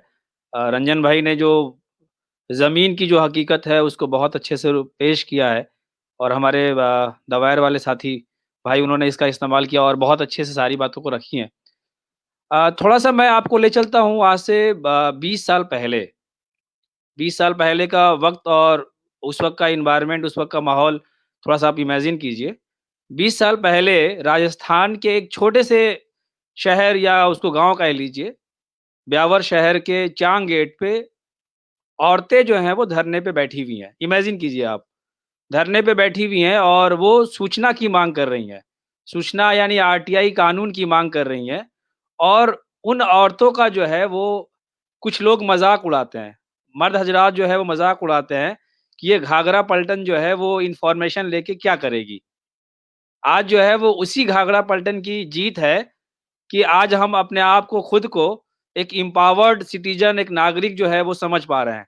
यहाँ तक कि भाई ने ये कहा कि हम खुद को एक MLA, MP के बराबर समझ पा रहे हैं क्योंकि इन्फॉर्मेशन मेरी नज़र में पावर है, सत्ता है और अगर आपको इन्फॉर्मेशन आपके पास है, तो आप राजा हैं। ज़ाहिर-सी बात है कि जब इन्फॉर्मेशन पावर है, तो आपको चाहे वो किसी की भी गवर्नमेंट हो, वो आपको हर तरह से रोकने की कोशिश की जाएगी। इन दिनों एक ख़ास चीज़ ये हुआ है कि बीच में ख़ास तौर पे हमारे बिरादरी के लोग, मैं मीडिया तबके से आता हूँ, हमारे बिरादरी के लोगों ने एक भरम फैलाया लोगों में कि RTI जो है अब ख़त्म हो चुका है। RTI में जो है अब कुछ बचा ही नहीं है, क्योंकि इतने सारे अमेंडमेंट्स हो गए हैं और सारी चीज़ें हो गईं, तो एक आम लोगों के ज़हन में ये बात बैठ गई है कि अब RTI में कुछ बचा नहीं है, RTI फ़ाइल करने से कुछ मिलता नहीं है, इसलिए हमें RTI फ़ाइल नहीं करना चाहिए। इस बात में भी तो कोई दो राय नहीं है कि इन दिनों थोड़ा-सा RTI से इन्फॉर्मेशन हासिल करना बहुत आसान नहीं है। मैं छोटा-सा एग्ज़ाम्पल दे रहा हूँ, कल एक RTI का मेरे रिप्लाई आया, हमने यूपीए गवर्नमेंट में एक RTI फाइल की थी पीएमओ ऑफिस में कि कितने न्यूज़पेपर्स और अखबार आते हैं, वो कौन-कौन से न्यूज़पेपर्स हैं और उस पे कितना खर्च हो रहा है। तो बहुत ज़बरदस्त इन्फॉर्मेशन आया, जिस पे ऑलमोस्ट देश के तमाम अखबारों ने, बीबीसी ने से लेकर तमाम बड़े अखबारों ने उस पे स्टोरी की कि पीएम मोदी जो हैं वो ये मैगज़ीन पढ़ते हैं, ये अखबार पढ़ते हैं, इतने अखबार आते हैं। लेकिन इस सरकार में वो जवाब हमें नहीं मिला। कहा गया है कि अलग से जो है वो कौन से अखबार आते हैं, नहीं आते हैं, उसका कोई ब्यौरा हमारे यहाँ नहीं रखा जाता है। हम अलग से इसका खर्च जो है वो डिफाइन मतलब नहीं रखते हैं। तो इस तरह की दिक्कतें आएँगी। लेकिन फिर भी मैं ये कहूँगा कि आज भी आरटीआई की ताकत उतनी ही है, जितनी पहले थी। तो हम जैसे जर्नलिस्ट जो हैं या हमारे जो एक्टिविस्ट साथी हैं, जो आरटीआई पे काम कर रहे हैं, हमें उनको हौसला देने की ज़रूरत है और हमें लोगों को एनकरेज करने की ज़रूरत है कि आप आरटीआई का इस्तेमाल कीजिए। अभी दिक्कत ये है कि हमने सवाल करना बंद कर दिया है। तो अगर हम सवाल करेंगे, हम जितना सवाल करेंगे, उतना ज़्यादा जो है वो ये डेमोक्रेसी, हमारा देश, हमारा लोकतंत्र जो है वो मजबूत होगा। तो मुझे लगता है कि मुझे अपनी बात इसी पे ख़त्म करना चाहिए कि हम जो भी हमारे व्यूअर्स इस वीडियो के माध्यम से सुन रहे हैं, वो कोशिश करें कि अपने हिसाब से कम अपने 1 महीने में एक आरटीआई फाइल करें और सवाल करना पूछे। आप यकीन जानिए कि सवाल से बदलाव आता है क्योंकि आपने ख़ास तौर पे ग्रामीण क्षेत्र की बात की। मेरे पास ऐसी-ऐसी स्टोरी हैं कि मेरे खुद अपने शहर की हम बात करें कि वहाँ पे कागज़ में सड़क बन चुका था लेकिन रियल में सड़क दिख नहीं रहा था। लेकिन आरटीआई की वजह से वो सड़क बन गई। एक गाँव के लोग जो शराब पीने वालों से परेशान थे, उस वक़्त बिहार में शराबबंदी बंद नहीं हुई थी, अभी है। तो हालाँकि अभी शराब लोगों को मिल रहा है वहाँ बहुत आसानी से। तो शराबबंदी नहीं हुई थी और वहाँ की महिलाओं ने आरटीआई फाइल की और आरटीआई फाइल करके उन्होंने एक अंदाज़ा लगाया कि हमारे यहाँ जो है वो गाँव से इतना रेवेन्यू, इतना पैसा जो है हमारे मर्द जो हैं वो खर्च कर रहे हैं शराब पे। तो उसके लिए एक मुहिम चलाई और वहाँ एक बदलाव आया और लोगों ने जो है वो सोचा कि यार वाक़ई अगर इतना पैसा हमारा बचता तो मतलब आरटीआई आप देखेंगे कि बहुत सारी स्टोरी अगर पत्रकारिता के लिहाज से बात करें तो आपको बहुत दिलचस्प स्टोरी मिलेगी। जैसे मैं मुंबई में था, टीवी 9 न्यूज़ चैनल में काम करता था उन दिनों। तो हमने एक आरटीआई फाइल की कि मुंबई के लोग चूहे से बहुत परेशान थे। तो हमने जब और मालूम हुआ कि जो नाइट राइड किलर्स हैं उनसे मैंने मुलाकात की एक स्टोरी के सिलसिले में, तो मालूम चला कि पर चूहे 30 पैसे उनको मारने को मिलते हैं। और वो उनकी ज़िंदगी बहुत मतलब बहुत परेशानी वाली ज़िंदगी है। जब मैंने आरटीआई फाइल की तो मालूम चला कि 5 साल में तकरीबन 9 लाख चूहे मारे गए और उन 9 लाख चूहों को मारने पे तकरीबन 13 करोड़ रुपए खर्च हुए। तो ये अपने आप में बहुत अद्भुत जानकारी थी कि किस तरह से चूहे के नाम पे इस देश में गड़बड़ी हो सकती है, घोटाला हो सकती है। तो ये एक चूहा जो है वो जहाँ एक आदमी को स्टाफ को 30 पैसे मिल रहा है एक चूहे मारने को, वहाँ पे उसके नाम पे सरकारी फाइलों में हज़ारों रुपए खर्च हो रहा है। तो बहुत सारी स्टोरी जो है वो दिक्कत ये है कि जब आरटीआई कोई एक्टिविस्टों की देन मैं नहीं मानता हूँ। आरटीआई का अगर आप लीगल टर्म में जाएँगे तो जस्टिस मैथ्यू का जो वो स्टेटमेंट है 1976 में जो Rajnarayan versus state of UP में उन्होंने दिया कि जब तक आपके पास इन्फॉर्मेशन नहीं है, जब तक मैं आप लोगों के बारे में नहीं जानूँगा तो मैं आप लोगों के बारे में नहीं बोल सकता हूँ।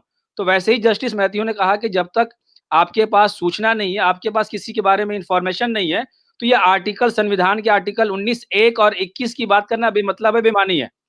तो वहाँ से प्रेस काउंसिल ने जो ड्राफ्ट करना शुरू किया, तो सबसे ज़्यादा मतलब मीडिया का इसमें एक रोल था। आप देखिए कि हमारा पैसा हमारा हिसाब प्रभात जोशी का दिया हुआ नारा है। आप देखिए कि जो ये जिस घटना का मैंने शुरू में ज़िक्र किया, चांग गेट ब्यावर में शहर में जो धरना हो रहा था, उसको कवर कौन कर रहा था? कुलदीप नैय्यर साहब कवर कर रहे थे। वो उस धरने में शामिल थे और वो जो है जाकर उन महिलाओं को एनकरेज कर रहे थे। लेकिन अफ़सोस ये है कि जिस बरादरी से मैं हूँ उसी बरादरी ने जो है वो सवाल करना बंद कर दिया है। हाँ, धीरज मिश्रा जी जैसे लोग हैं, वो सवाल कर रहे हैं, आरटीआई फाइल कर रहे हैं, उसके लिए हम उनको मुबारकबाद देंगे।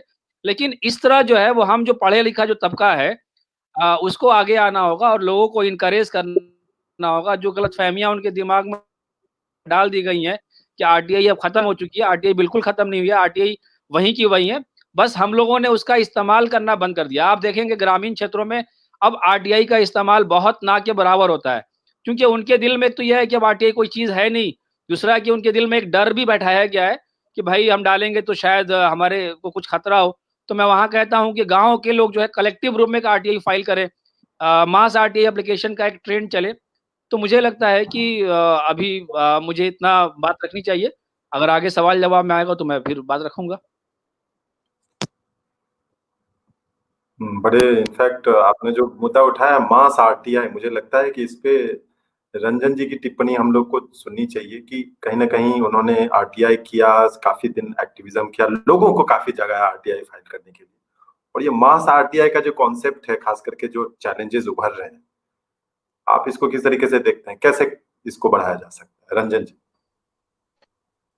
नहीं, बहुत ही सही बात है कि मास लेवल पर इस बात को उठाया जाना चाहिए, और मास जब तक इन्वॉल्व नहीं होगा आरटीआई को दाखिल करने में, तब तक चीजें आरटीआई के लायक जिस सोसाइटी के संरचना की कल्पना हम लोग करते हैं, वो समाज रचा नहीं जा सकता।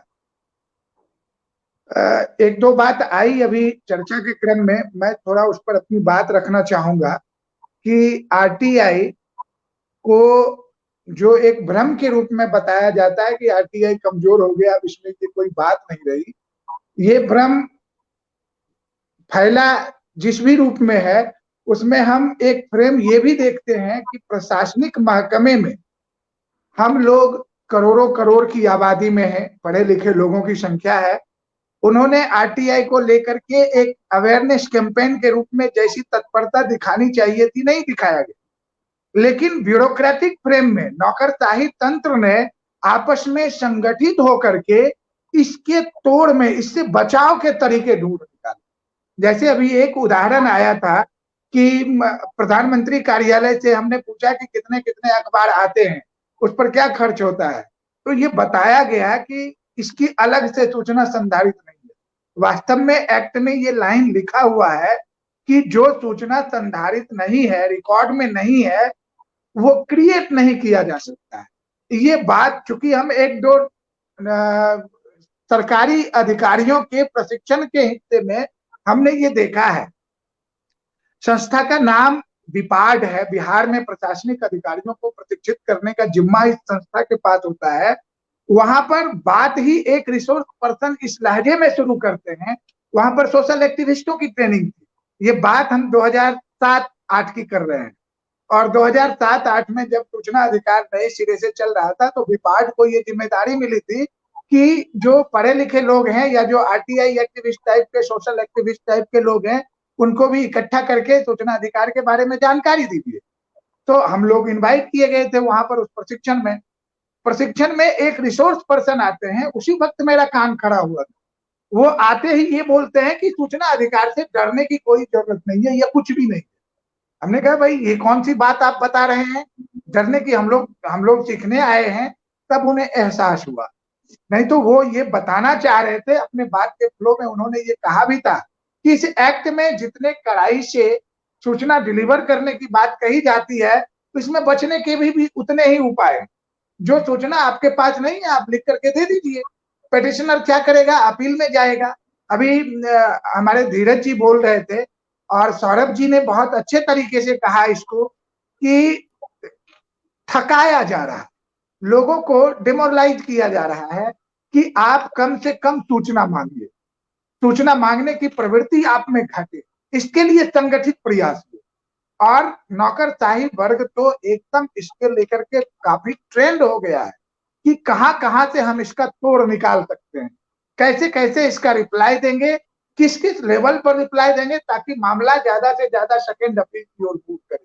सेकेंड अपील की ओर मूव करने लायक मामले को क्रिएट करना, ये पूरे नौकरशाही फ्रेम की एक संगठित साजिश। आप ये देख सकते हैं कि कोई भी ऑफिशियल 30 दिन में सूचना देने के लिए जिम्मेवार है। वो 30 दिन में सूचना नहीं देगा तो उसके ठीक ऊपर सीढ़ी का अधिकारी उसका फर्स्ट अफिलिएट ऑफिसर बन के बैठा है। वो भी एकदम पेट में पेट मिला लिया और कहा ठीक है यार, तुम देखना 30 दिन में नहीं दोगे तो मैं तुम्हारा डिफेंस कर दूंगा। अब वहां पर भी बात नहीं बनती है। तो बिहार जैसे स्टेट में, जहां पर 12 करोड़ लोग रहते हैं, पढ़े लिखे लोगों की आबादी लगभग 8 से 9 करोड़ लोग हैं, 8-9 करोड़ लोगों के माध्यम से एक सेकेंड अपील दायर कर देना महीना भर के से भी कम की बात होगी। एकदम एक कैंपेन ड्राइव होगा, हम तमाम सामाजिक कार्यकर्ताओं का पूरे बिहार में आवेदन दायर किए जाएंगे। फर्स्ट अपील होगा, सेकेंड अपील में पहुंच जाएगी बात। अब आयुक्त बैठे हैं 3, अभी बिहार में 9 आयुक्तों की कमी है। ऐसे होने चाहिए थे पर्याप्त, वो भी वैकेंट है सीट। अभी ये अफरोज आलम जी बता रहे थे कि पर्याप्त कमिश्नर्स नहीं है। तो अब बताइए, अब एक दिन में एक आयुक्त बैठते हैं, 10 मामले की सुनवाई करते हैं, और इस लहजे में वो जाएंगे 1-1 लाख, 2-2 लाख, 4-4 लाख, 5-5 लाख मामले की सुनवाई कितने दिनों में करें? तो ये जाहिर सी बात है कि थकाने की कवायद की जा रही, थकाने की कोशिशें जारी है। और एक अहम ये भी है कि हमने तिलक जी आपसे बात करने के क्रम में ये कहा भी था कि जो भी पढ़ा लिखा तबका है थोड़ा सा ईगो सेटिस्फेक्शन के लिए हमने देखा आरटीआई आवेदन बहुत ज्यादा दायर किए जाते हैं। किसी अफसर के साथ गए, अगर उनको बैठा के चाय पिला दिया, अच्छे तरीके से बात कर लिया तो फिर ठीक है, बात वहां खत्म हो गई। अगर उसके साथ लहजे से पेश नहीं आया, बात नहीं किया, तो फिर वो एकदम एक आरटीआई लगा दी। अब जिस आरटीआई में इस तरीके की गिल्टी काम कर रही हो तो उसका रिजल्ट अच्छा नहीं है। जबकि हमें एकदम ट्रांसपेरेंट, जितने अकाउंटेबल सिस्टम की बात करते हैं उतना सेल्फ अकाउंटेबिलिटी की बात भी होनी चाहिए।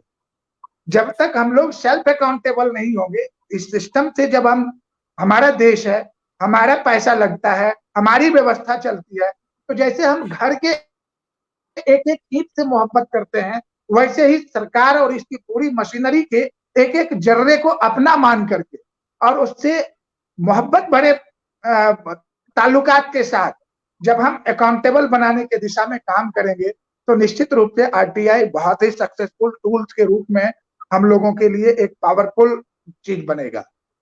जी इनफैक्ट ये रिस्पॉन्सिबल होने की इनफैक्ट हर किसी को जरूरत है। और आज आपने रिस्पॉन्सिबिलिटी बात की और आपने बिहार में जिस तरीके से आरटीआई आयुक्तों की कमी है उसके तरफ इशारा किया, तो मुझे ध्यान आ रहा है कि धीरज जी ने हाल फिलहाल में एक स्टोरी की, अपडेट स्टोरी, किस तरीके से देश में कई जगह इनफैक्ट आरटीआई के अधिकारियों की कमी है, कमिश्नरों की कमी है, आयुक्तों की कमी है, और इसमें बहुत सारे और भी इश्यूज हैं। और कहीं ना कहीं ये एक इंफॉर्मेशन नेक्सस जैसा होता गया, जैसे करप्शन नेक्सस है, करप्शन एक नेक्सस के थ्रू होता है, उसी तरीके से एक नेक्सस जैसा बनता जा रहा है। तिलक जी की टिप्पणी चाहिए। एक चीज तिलक जी एक चीज मैं ये भी कहना चाहूंगा इसमें कि जो इंफॉर्मेशन आरटीआई एप्लीकेशन दायर करने के बाद एक सिटीजन को मिलता है जो गांव में बैठा हुआ है, जब उसके पास इंफॉर्मेशन आ जाता है, जैसे इंदिरा आवास के बारे में हमने इंफॉर्मेशन मांगा तो बहुत ही चौंकाने वाली बात आई थी कि पूरे बेगूसराय के पैमाने पर ही हमने इसकी तफ्तीश की थी, तो लगभग जो फंड अलॉटेड थे उसमें 80% to 90% फंड अकाउंट में पड़े पड़े डंप हो रहे थे, वो डिलीवर नहीं हो रहा था सिटीजन के पास जो जिनके पास इसकी नीड थी। अब ये इंफॉर्मेशन आ गया, इंफॉर्मेशन का अब क्या किया गया, तो अब बात आगे आती है पत्रकारिता में। हम अखबारों के पास जाते हैं, हम टीवी चैनल के पास जाते हैं कि भाई आप इसको एक कैंपेन के रूप में, एक एजेंडा के रूप में पब्लिकली एडमिनिस्ट्रेशन के सामने, हमारे पब्लिक रिप्रेजेंटेटिव के सामने अपने चैनल के थ्रू ब्रॉडकास्ट कीजिए, तो एक माहौल बनता है और काम करने के लिए सिस्टम को और सारे लोगों के साथ कोऑर्डिनेट करके जोड़ता है। गांव में बैठा एक आदमी अगर इंफॉर्मेशन पा लेता है तो उसके बाद की जो अगली जवाबदेही होती है पत्रकारिता की, मीडिया की, वो यहाँ पर गौन हो जाती है। हमने बिहार में विशेष न्यायालय विधेयक जिसकी चर्चा मैंने की थी आपसे, ये कानून दरअसल 1983 का कानून था, 1989 में राष्ट्रपति से स्वीकृति मिलती है 6 साल के बाद, और 20 साल तक एक कानून फाइल में बंद रहता है, और उसके बाद जब इसे नीतीश कुमार की सरकार में इंप्लीमेंट किए जाने की बात आती है तो पूरे ब्यूरोक्रेटिक फ्रेम में ये कहा जाता है कि इसके लिए स्पीडी ट्रायल कोर्ट चाहिए, और वो उसका प्रोविजन इस कानून में नहीं है, इसलिए अलग से कानून बनाना पड़ेगा। तो फिर एक नेक्स्ट एक्ट बनाया जाता है और फिर उसी प्रक्रिया में वापस धकेल दिया जाता है। मेरे सामने ये बात आई, मैंने राष्ट्रपति सचिवालय में आरटीआई लगाया और वहां से आरटीआई लगाने के 1 सप्ताह के बाद वो एक्ट जो साल भर से स्वीकृति की बात जो हो रहा था वो प्रेसिडेंट की स्वीकृति हो गई उस पर। और जब हम इस बात को लेकर के अखबारों को बताए, प्रिंट को बताए, इलेक्ट्रॉनिक को बताए, किसी ने इस बात को कोई तवज्जो नहीं दी, जबकि विशेष न्यायालय विधेयक को लेकर के बहुत बड़े बड़े आर्टिकल संपत्ति जब्ती कानून के रूप में पूरे बिहार नहीं देश के कोने कोने में गुड गवर्नेंस और ट्रांसपेरेंट गवर्नेंस के क्रेडिट को देते हुए, नीतीश कुमार जी को क्रेडिट देते हुए लिखा था, जबकि इस कानून को टाइमली बिहार सरकार को हैंड ओवर होने में एक आरटीआई के एप्लीकेशन का कमाल था। इस बात को एकदम सेट असाइड कर दिया गया। ये भी थोड़ा डिस्करेज करता है जो इंफॉर्मेशन गेनर है, इंफॉर्मेशन जो सिस्टम से निकालते हैं बहुत मेहनत करके, बहुत दिमाग लगा करके, और जब वो इंफॉर्मेशन बाहर आता है तो फिर यूटिलाइज नहीं हो पाता, उसका उपयोग नहीं हो पाता। तो उसकी उपयोगिता भी, सूचना प्राप्त करना भी एक काम है, और प्राप्त सूचना की उपयोगिता सुनिश्चित हो, उसकी यूटिलिटी सुनिश्चित हो, इस पर भी हमें काम करना। जी धीरज आपकी टिप्पणी। जी जी। इससे पहले जैसे रंजन जी ने बहुत सारी महत्वपूर्ण बात उठाई, और जहाँ पे आपने जो जिक्र किया कि किस तरीके से सूचना आयोगों में नियुक्ति नहीं हो रही है, मेरे ख्याल से आरटीआई कानून सबसे बड़ा जो चैलेंज और जो सबसे बड़ा एक तरीके से समस्या जो आरटीआई एक्ट के सामने खड़ी हो वो यही है। सिर्फ आरटीआई ही नहीं, जो 2-3 पब्लिक ओरिएंटेड कानून हैं, जैसे लोकपाल, लोकायुक्त हो गया, सूचना आयोग हो गए, है ना, ऐसे जगहों पर चूंकि सरकार ने तो चलिए पब्लिक के दबाव में आके कानून बना दिया, लेकिन उसका अब वो दिखाने के लिए हो गया कि भैया भाई हमने कानून बना दिया, लोकपाल बन गया, इतना बड़ा आंदोलन चला, लोकपाल फाइनली वैसे वो इम्प्लीमेंट भी नहीं कर रहे थे, कोर्ट का ऑर्डर आया तो किसी तरीके से उन्होंने इम्प्लीमेंट कर दिया, लोकपाल के मेंबर्स को अपॉइंट कर दिया। लेकिन आप जरा देखिए कि वो क्या हो रहा है इस देश में। लोगों को पता नहीं होगा कि कौन लोकपाल है। आप सोचिए जिस कानून के लिए इतना बड़ा आंदोलन चला लोगों ने, तो इसका बड़ा अच्छा सा तो निकाल रखा है सरकार ने कि पहले पॉइंट पे इसमें नियुक्ति न करिए, दूसरा यह है कि फंड मत दीजिए, फंड वगैरह देने में देरी कीजिए, है ना, किसी न किसी तरीके से उस इंस्टीट्यूशन को वीक करना है। नियुक्ति नहीं करेंगे, पेंडेंसी बढ़ती चली जाएगी धीरे धीरे करके, जो हम लोग अभी बात करें कि पब्लिक के अंदर जो डिस्करेजमेंट एक टाइप का आ जाता है, वो सबसे ज्यादा घातक है। क्योंकि जैसे हम कहते हैं कि किसी भी लड़ाई को लड़ने के लिए होप जिंदा होना जरूरी है, सरकारें कोशिश कर रही है कि इस होप को खत्म किया जाए, ताकि उनका जिस तरीके से करप्शन युक्त जो सरकार चलाने का एक जो कोशिश होती है वो चलती रहे। तो ये बहुत बड़ा अड़चन है। और जैसे कि हमारे बातचीत में निकल के भाई अगर जनता का कानून है तो जनता को ही लड़ना पड़ेगा, लगातार यूज करना पड़ेगा उन्हें। और जैसा कि राजस्थान में आंदोलन से, जहां से ये कानून आंदोलन से ही निकला है, तो आपको इसको कंटिन्यू करने के लिए आंदोलन और फाइल करना आरटीआई ज्यादा से ज्यादा लोग यूज करें, ये इंपॉर्टेंट है। एक जो दूसरा चीज ये है, सौरभ भाई भी बात कर रहे थे कि इस आरटीआई की थोड़ी प्रक्रिया को और सरल बनानी पड़ेगी। देखिए अगर कोई एक्टिविस्ट माइंड का व्यक्ति है या कोई सोशल सर्विस में है या कोई पत्रकार है, वो तो चलिए आरटीआई जैसे, और स्पेशली राज्यों से अगर आपको सूचना निकालनी है तो आप भाई लिख करके बाई पोस्ट भेज सकते हैं।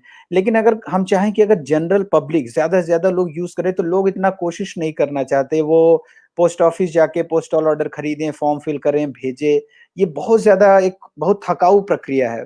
इसके लिए ये ऑनलाइन होना, सुप्रीम कोर्ट में इसमें एक पिटीशन भी इसमें मतलब हियरिंग चल रही है अभी और कंक्लूड नहीं हुआ है। कोर्ट ने उसमें डायरेक्शन भी दिए हैं कि आपको सबको जल्दी से जल्दी इसको ऑनलाइन करना। और इसमें कुल मिला के सिर्फ मेरे ख्याल से 2-3, एक महाराष्ट्र, दिल्ली और कुछ पिछले साल यूपी ने इसको ऑनलाइन किया है। अब जाके पौंडीचेरी ने, मेरे ख्याल से पौंडीचेरी ने कर दिया है ना। तो आप ये देखिए कि ऑनलाइन बहुत ज्यादा आसान होता है। और मुझे लगता है कि सरकारें इसलिए इसको ऑनलाइन नहीं करना चाह रही, उन्हें लग रहा है कि जैसे ही ऑनलाइन होगा लोग, हो सकता है अब एक तरफ सरकार चाह रही है कि डिजिटल इंडिया बनाना चाह रही है ना, दूसरी तरफ एक बेसिक रिक्वायरमेंट जो है कि आप इसको सिंपल प्रोसेस को ऑनलाइन कर दीजिए, रिप्लाई बाय ईमेल ज्यादा से ज्यादा फोकस करिए। अब उसके थ्रू भी बाय पोस्ट भी, सुदूर मतलब ग्रामीण एरिया में बाय पोस्ट ही बेटर रहेगा, बट कम से कम ये ऑनलाइन होना बहुत ज्यादा जरूरी है ताकि लोगों के लिए थोड़ा आसान हो जाए ये पूरी प्रक्रिया।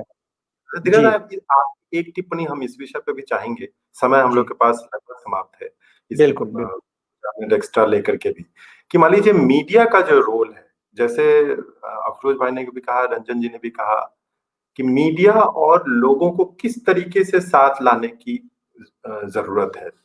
आप जर्नलिस्ट हैं, आप एक ऑर्गेनाइजेशन से जुड़े हुए हैं, आप उसको करने के लिए स्टोरीज करें, लेकिन शायद हम लोग को इससे आगे एक मास मूवमेंट पे, जो मास आरटीआई का जो इशू है, ये लोगों के साथ आए बिना नहीं, और लोग सबको साथ आने में कहीं ना कहीं मीडिया की भूमिका बहुत महत्वपूर्ण होगी। क्या करना चाहिए, कैसे कुछ ऐसा एक्सपेरिमेंट है ऑलरेडी, कुछ हो रहा है या फिर और कुछ करने की जरूरत है? मेरे ख्याल से ये आपका विषय काफ़ी इम्पोर्टेंट है और मे बी इस पे थोड़ा विचार किया जा सकता है। लेकिन मुझे एक चीज़ ऐसा लगता है कि पत्रकारिता का स्पेशली मैं आपको बता दूँ कि जैसा आप करंट टाइम पे आप देख रहे हैं कि क्या माहौल पूरा देश में है पत्रकारिता का।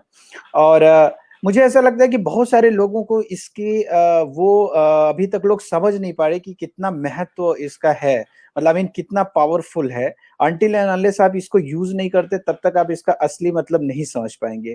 तो एक जो जागरूकता की कमी जो शुरू में ही हमने किया कि बहुत कम लोगों को इसके बारे में, वैसे तो 60-80 लाख लोग यूज कर रहे हैं और हर साल ऑन एन एवरेज ये एक डेटा अच्छा है।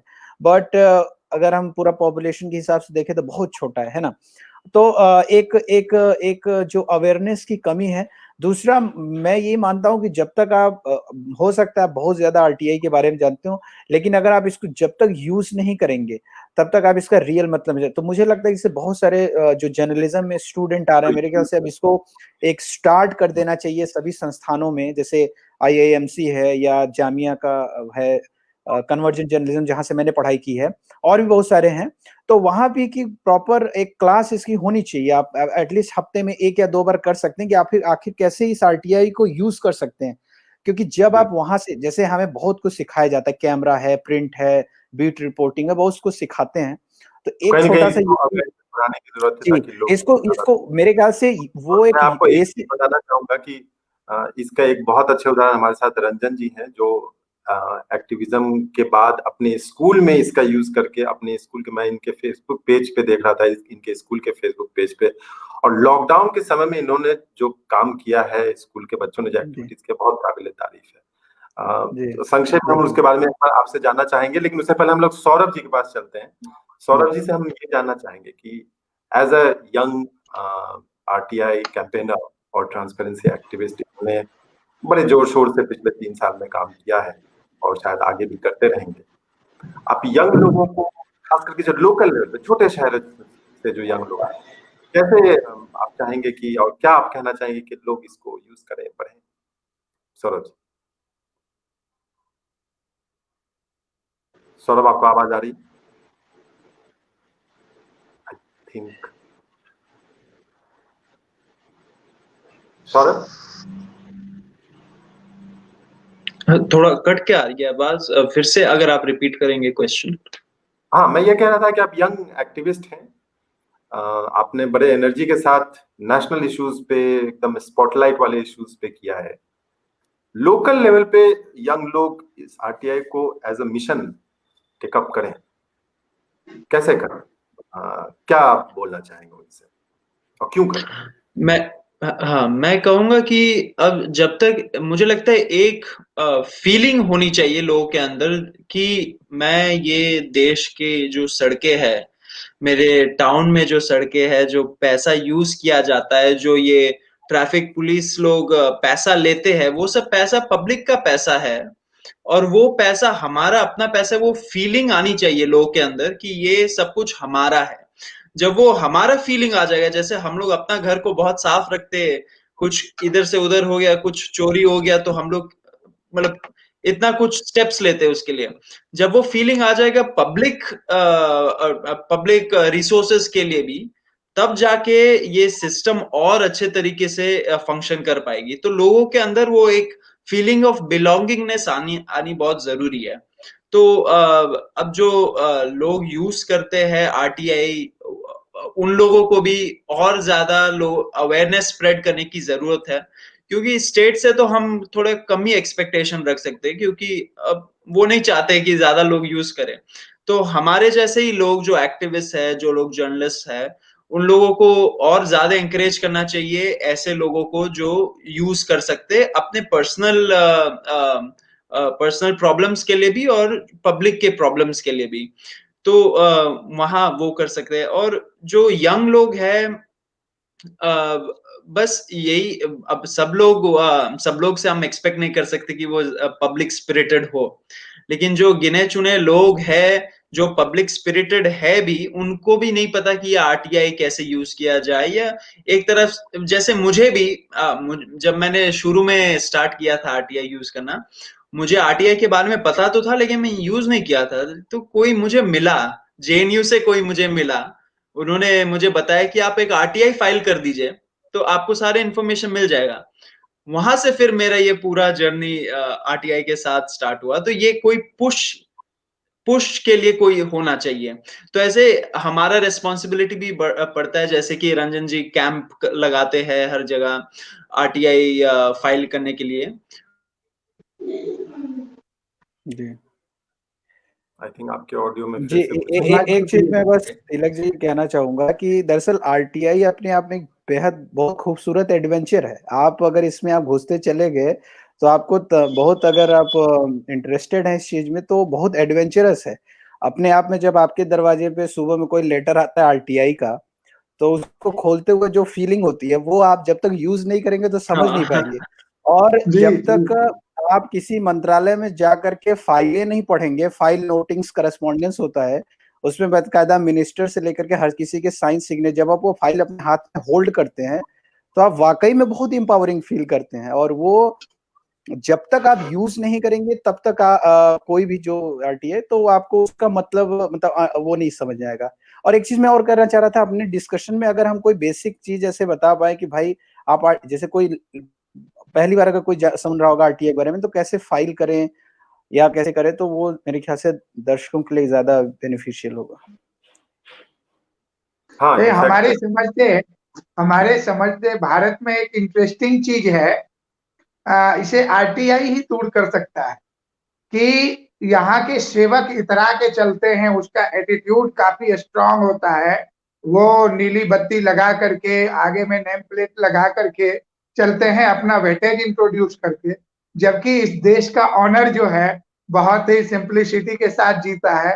वो जिस दिन पब्लिक की डिग्निटी लेकर के चल देगा सड़कों पर, उस दिन जाकर के आरटीआई सही मायने में एकदम लगेगा कि अपना पूरा कलेवर लेके उतर गया है। तो कहीं ना कहीं अपने ताकत को जनता को रियलाइज करने की जरूरत है। यही हम लोग आज के कार्यक्रम के एक अंतिम टिप्पणी हम लोग अफरोज भाई से चाहेंगे। अफरोज भाई, आपने बहुत कुछ किया है, हम लोग चाहेंगे कि आपका अंतिम एक टिप्पणी, खासकर जो मास आरटीआई वाला जो कॉन्सेप्ट है वो कहीं ना कहीं हम लोग आई कैन गवर्न में भी यही कोशिश कर रहे हैं कि छोटे शहरों से लोग ऐसे ऐसे अपने अधिकारों का यूज करें, उसको गवर्नेंस के लिए यूज करें, चीजों को बेहतर करने के लिए यूज करें। अफरोज भाई ने मास आरटीआई की बात की, उनकी अंतिम टिप्पणी अफरोज भाई। अब मैं पूरी तरह से आपकी बात सुन नहीं पाया था, ये प्रॉब्लम है। लेकिन मैं आखिरी बात यही कहना चाहूंगा कि हमें इस बात का एहसास करना होगा कि हम इस देश के मालिक हैं। जनता जो है वो देश की मालिक है। और जिस तरह से हम लोग जो है वो बहुत जगह देखा है कि आप एक रिक्शे वाले से लड़ रहे होते हैं कि तुमने 5 रुपए ज्यादा क्यों मांग लिए, या आप जो है वो एक अखबार डालने वाला आपके यहाँ है, दूध डालने वाला आपके यहाँ है, उससे आप लड़ रहे होते हैं, उससे आप हिसाब मांग रहे होते हैं। तो आप एक बार सरकार से भी हिसाब मांग के देखिए। ये बहुत जी, जरूरी बिल्कुल। चीज है और तंत्र के लिए जरूरी है।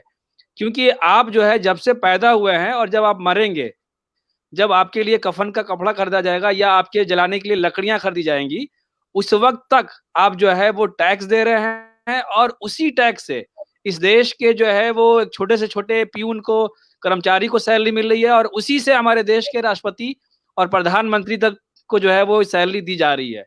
तो इसका एहसास करना होगा कि हम जो है वो मालिक है। और डेमोक्रेसी की परिभाषा आप सबको बखूबी मालूम है। तो जनता जो है मालिक है, और जब तक हम ये इस बात का एहसास कर लेंगे कि हम मालिक हैं, ये फीलिंग हमारे अंदर आ जाएगी, तो फिर देश के बहुत सारे प्रॉब्लम भी दूर हो सकते हैं। और जो अधिकारियों के जो प्रॉब्लम्स हैं, जो चीजें हैं, जो आदत है उनकी ऑफिशियल सिगरेट एक्ट खत्म होने के बाद भी छुपाने की, तो वो जो है वो कहीं ना कहीं खत्म होगा।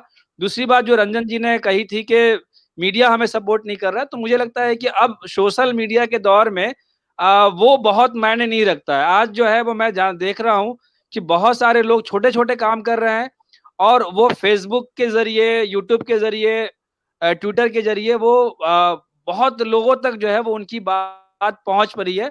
और फिर उन्हीं की इन्फॉर्मेशन जो है वो देश की तमाम मीडिया ऑर्गेनाइजेशन जो है वो उसको कवर भी कर रहे हैं।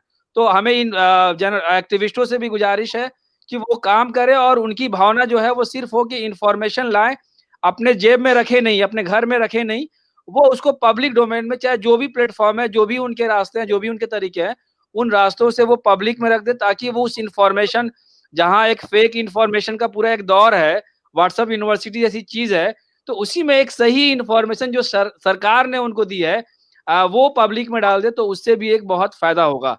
तो ये लगता है कि दो इम्पोर्टेंट चीज है। और जिस दिन हम और आरटीआई भी इसीलिए लाई गई थी कि भाई इस देश में जो है वो जनता जो है वो इस बात का एहसास करे कि वो मालिक है, सिस्टम में जो है वो ट्रांसपेरेंसी आए, सिस्टम में अकाउंटेबिलिटी आए, और ये तभी होगा जब हम सवाल पूछेंगे।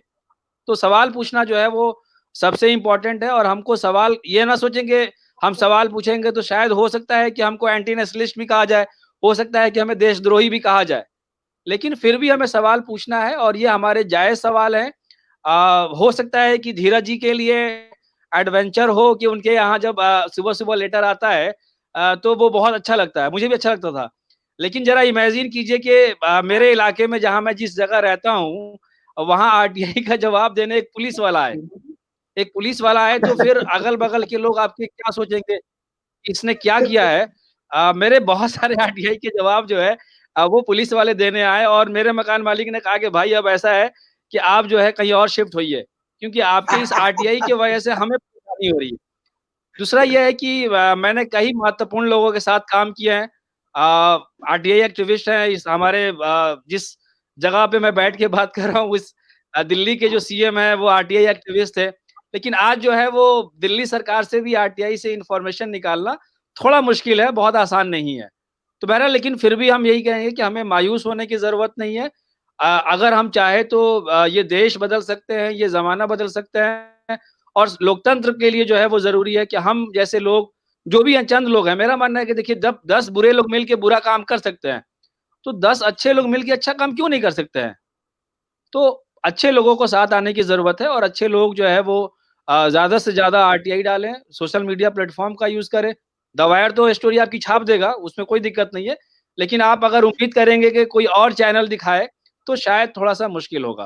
तो ये मेरी चंद बातें थी। क्योंकि मैं ये निकालूँगा तो फिर मैं आप लोगों को एक सुनिएगा, रिक्वेस्ट मेरी भी, आवाज़ जाएगी। एक रिक्वेस्ट भी कि जैसे जो भी कॉलेज यूनिवर्सिटी में पढ़ने वाले सभी, सौरभ जी बहुत ही एकदम यंग और एनर्जेटिक हैं। इस उम्र के जो भी व्यूअर्स हैं हमारे बीच, उनसे हमारी ये दरख्वास्त होगी कि जैसे लीव पर, छुट्टियों में कहीं भी ट्रिप पर जाते हैं, तो मनोरंजन के ख्याल से, पर्यटन के ख्याल से, लेकिन साल में कम से कम एक टूरिज्म आप आरटीआई का भी बनाएं, और किसी एक ऑफिस को टारगेट करें और वहां पर कैंपेन लगा करके 2-3 दिन में कम से कम 150 लोगों को आरटीआई डालने की तकनीक जरूर सिखाएं। और पत्रकारिता में मेरा ये सुझाव होगा कि जैसे हम लोगों के एजुकेशन डिपार्टमेंट में होता क्या है कि बच्चे जो पढ़ते हैं, इंटर्नशिप में 3 महीने क्लास में जाकर के उसको पढ़ाना होता है, बच्चों के बीच की पढ़ाया कैसे जाता है इसका एकदम प्रैक्टिकल नॉलेज वो सीखते। तो जर्नलिज्म में भी जो बच्चे आईआईएमसी में पढ़ रहे हैं और भी दूसरे संस्थानों में पढ़ रहे हैं, अपने सीनियर के साथ काम कर रहे हैं, तो उन्हें प्रोजेक्ट असाइनमेंट के तौर पर कोई एक काउज खुद से सर्च करना है और उस पर एक आरटीआई डाल करके उसका फाइंडिंग पब्लिक डोमेन में डालना है। ये एक प्रोजेक्ट और असाइनमेंट के तौर पर दिया जाए कि आप एक आरटीआई के लिए टॉपिक चुनो, उस पर आरटीआई लगाओ, आरटीआई से जो रिप्लाई आए उसका एनालिसिस करके प्रेजेंटेशन दो। तो ये समझते हैं कि इस दिशा में एक बहुत बड़ा कारगर कदम होगा। जी, तो संक्षेप में मिला जुला करके कहीं ना कहीं हम लोग को इस पे मिलजुल करके बहुत कुछ करने की और बहुत स्तर पे करने की जरूरत है, और लगातार करने की जरूरत है। इनफैक्ट आई कैन गवर्न की ऐसी एक कोशिश है जिसमें हम लोग बिना लाग लपट के काम करने की कोशिश करते हैं, लोगों को साथ में लाने की कोशिश करते हैं, और ऐसा जो काम अच्छा कर रहे हैं उन्हें सपोर्ट करने की कोशिश करते हैं। ये प्लेटफॉर्म हम लोगों ने इसी के लिए शुरुआत की। आप लोगों ने कार्यक्रम के समय से 15 मिनट आगे तक का समय आज निकाला इनफैक्ट, और अभी भी मैं देख रहा हूँ कि काफी सारे लोग ऑनलाइन भी हैं। तो हम लोग आगे भी इस चर्चा के अलावा जमीन पे कैसे उतारा जाए इसके लिए प्रयासरत रहेंगे, आप लोगों से संपर्क में रहेंगे और इस काम जी। को आगे बढ़ाने की कोशिश करेंगे। एक बार फिर से आप लोगों का बहुत बहुत धन्यवाद। नमस्कार। नमस्कार। Thank you.